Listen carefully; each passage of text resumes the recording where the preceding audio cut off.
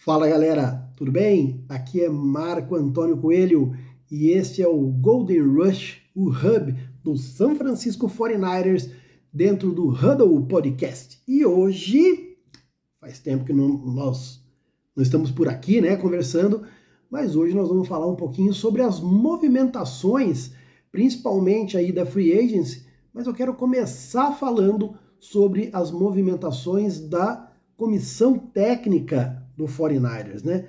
Logo que passou o Super Bowl, já tivemos a demissão, e era uma coisa totalmente esperada, do nosso Steve Wilkes, né? Que era o nosso coordenador defensivo, né? E a incompatibilidade da forma como a defesa vinha jogando antes e passou a jogar na mão do Steve Wilkes era flagrante, assim, sabe? O desconforto dele, a forma como as conversas, as entrevistas do Kyle Shanahan falavam sobre ele. Ele costumava ficar fazendo as chamadas lá de cima, né, no camarote, ele não ficava na sideline, ele fazia as chamadas lá de cima, que é uma prática até normal na NFL. Alguns coordenadores ficam pelo menos uma parte do tempo lá no camarote, mas ele ficava muito lá e comparando, né, com os coaches anteriores que nós tínhamos, né, os caras eram muito ativos, participavam muito, né, ali junto com os atletas, e acho que os atletas sentiram um pouco. Depois daquelas 3 derrotas seguidas, né, que o 49ers teve no começo, chegou a estar 6-0, e aí ficou um 6-3, né, com 3 derrotas estranhas, com a defesa se comportando muito mal. O Kyle Shanahan acabou chamando o Steve Wilkes para ficar na sideline, né? E teve essa conversa e tal, foi meio uma bronca na entrevista, falou, ó, vai descer, não vai ter jeito, lá em cima não dá para ficar.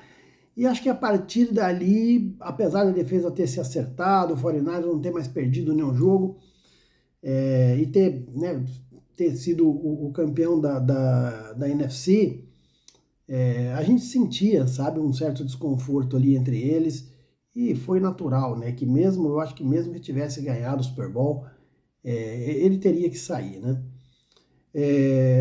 Aí pro lugar dele, né, várias pessoas foram entrevistadas, teve até um lance assim do Brandon Staley, né, que tinha sido demitido como head coach lá no Chargers, de ele chegar, ele foi entrevistado, mas acabou ficando como assistente de head coach, né, acabou ficando como assistente de head coach, mais colado no Shanahan, e com a mente mais defensiva, né, já que o Shanahan tem uma mente bastante ofensiva, talvez um cara mais próximo dele com essa mente defensiva, né?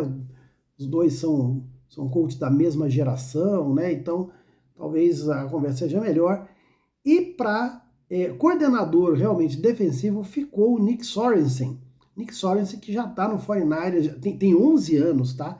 De experiência, né? De 11 temporadas pelo menos de experiência dentro da NFL. E já está no 49ers desde 2022, ele chegou em 2022 como assistente defensivo, depois em 23, né, esse ano passado, nessa temporada passada, ele estava como coordenador da defesa aérea, trabalhava muito com os corners, com os safeties e até com os linebackers, e isso até foi meio um pedido dos jogadores, porque principalmente a forma de jogar que o Wilkes colocava no time acabava prejudicando um pouco os linebackers do time. E esse cara, né, o Nick Sorensen, que é o novo coordenador, ele tem uma proximidade com os linebackers também, por causa desse lance do jogo defensivo. Ele não era um coordenador só de DBs, mas de todo o jogo aéreo, né? E em alguns momentos, é claro, os linebackers também participam, né, da defesa aérea. Então ele foi chamado, ele já conhece o sistema, ele conhecia o sistema anterior, então o Nick Sorensen está chegando aí como um alívio, né? Eu, como torcedor, percebia que o Wilkes não estava bem, não estava confortável no cargo, e esse Sorensen, já que foi um pedido também dos jogadores, acho que vai se dar bem nesse cargo e vai fazer a nossa defesa voltar a jogar como jogava antes, né? E acho que o Stelly também é um cara, né, que tem a mesma formação, ficou 3 anos como HC lá no Chargers, né, com essa boa mente defensiva. Eu acho que vai ajudar muito, né? Eu acho que isso não foi a aquisição de um bom cara, mas de 2 bons caras, que vai ajudar muito o 49ers. A defesa que sempre foi forte, acho que agora ganha mais força ainda. Outros movimentos que a gente pode perceber foi realmente na free agency, né? Aconteceram algumas mudanças ali nessa parte defensiva, principalmente, né? Perdemos alguns jogadores, né, da defesa, mas outros chegaram agora na free agency. Tem ainda, né, toda a preparação aí pro draft, né, mês que vem. Vai ser um assunto que a gente vai trazer aqui, mas eu acho que o 49ers encaminhou bem isso aí. Primeiro porque ele estava com um problema de salary cap, estava explodindo, né? O salary cap estava começando a passar, mesmo com o aumento, né? Nessa virada agora houve um aumento, o 49ers estava num limite, conseguiu fazer bons reajustes de salário com atletas que permaneceram, importantes, como Kyle Juszczyk, como, né, que tinha um salário alto, né, o nosso fullback, outro que aceitou, né, vários jogadores aceitaram fazer essa mudança no salário, mas o mais importante foi que conseguiu ajustar o cap, e mesmo esses que ele perdeu, né, como talvez o Eric Armstead, o nosso meio de linha, talvez foi o mais sentido para mim, mas trouxe outros bons jogadores com experiência, porém jovens. Então, uma coisa que eu posso perceber é que houve um rejuvenescimento das linhas, né? Essa linha defensiva, né? O Armstead já estava há 9 anos no 49ers, então queria testar outros times, né? Acabou indo para o Jaguars. Acho que foi uma grande aquisição para o Jaguars, vai dar muita profundidade na linha deles, mas eu acho que o 49ers conseguiu rejuvenescer essa linha, trazendo bons atletas, né, caras que estavam já se destacando em outros times, mas que vêm com um pouco mais de juventude, e acho que isso é legal. Não foi só baixar o cap, mas rejuvenescer as linhas, acho que foi um objetivo, né? Quando você vê o movimento, assim, a impressão é que foi isso. Então a defesa teve muito isso, trouxeram pass rushers importantes, caras com bom movimento, né, que estavam em times de não muita expressão, mas que eles eram destaque, né, como o caso do Panthers. Eu acho que houve uma melhora significativa nessa linha, né? Os jogadores mais experientes, Nick Bosa ficou, muita gente boa ali ficou nessas linhas. E uma coisa muito importante, né? A manutenção dos principais jogadores de ataque, até aqui, Deebo Samuel, né?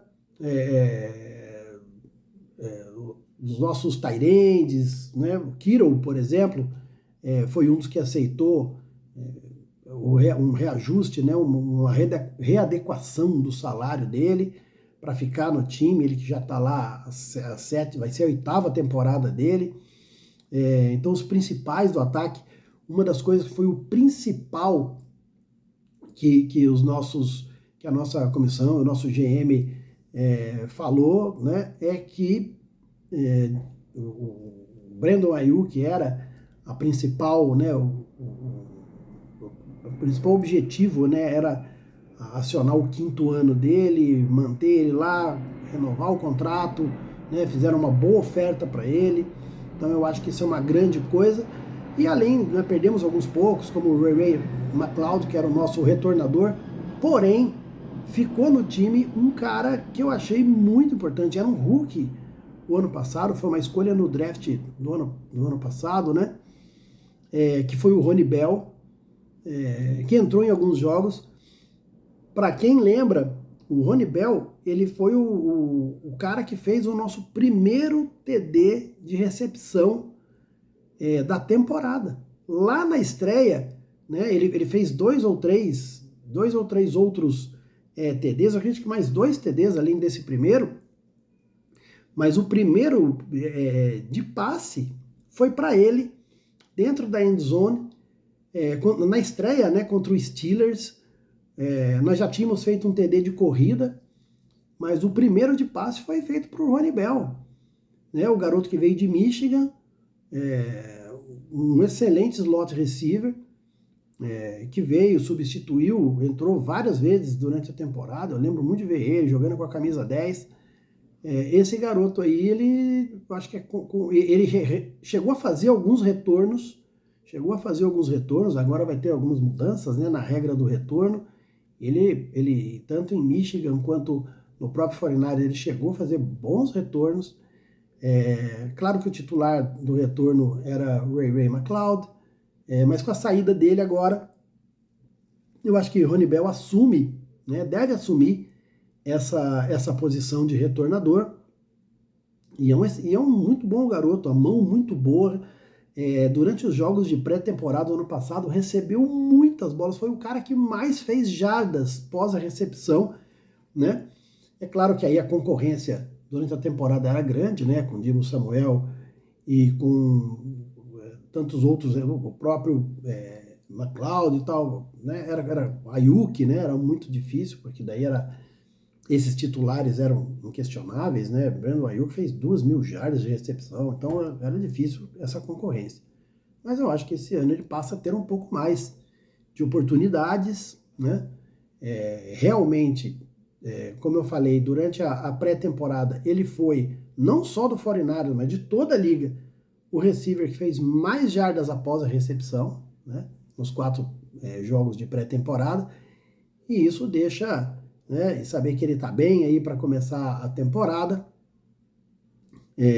vai, com certeza, é um alento, né, para nós, torcedores aí do San Francisco 49ers. Então, vamos esperar que ainda o draft, né, as movimentações do draft, eu acho que o nosso draft deve ficar carregado, né, as nossas 11 escolhas, né, agora 10, né, o 49ers perdeu uma escolha por causa de estourar o salary cap em 2022, está sendo punido agora nesse draft, né, perdeu uma escolha de quinta rodada. O 49ers faria 2 escolhas na quinta rodada, né? Ele tem uma compensatória na quinta rodada, ele perde essa compensatória e vai ter então, no total, 10 escolhas nesse draft, né? Houve uma de quarta rodada que só caiu de posição, né? Ele não perdeu ela, ele só caiu ela de posição. Mas então continuam com 10. Eu acredito que deve vir aí alguns reforços aí para nossa linha ofensiva, né? E é provável alguma coisa pelos movimentos, talvez mais algum receiver, mas eu acredito muito na secundária, que a secundária deve ser o grande objetivo aí, pegar bons DBs e linhas ofensivas para proteger um pouco mais o Brock Purdy. Nós vamos falar um pouco mais sobre essa free agency, né? Chegou aí mais um QB, um bom QB, nós vamos falar disso no próximo Hub, né? Na próxima edição aí do nosso Hub. Tudo bem? Fico por aqui com vocês. Vamos tentar não demorar tanto para fazer o próximo capítulo. Nos vemos logo. Go Niners! Até mais, galera! Huddle Podcast. Let's go! Tudo sobre a NFL. Toda quinta-feira, às 20 horas.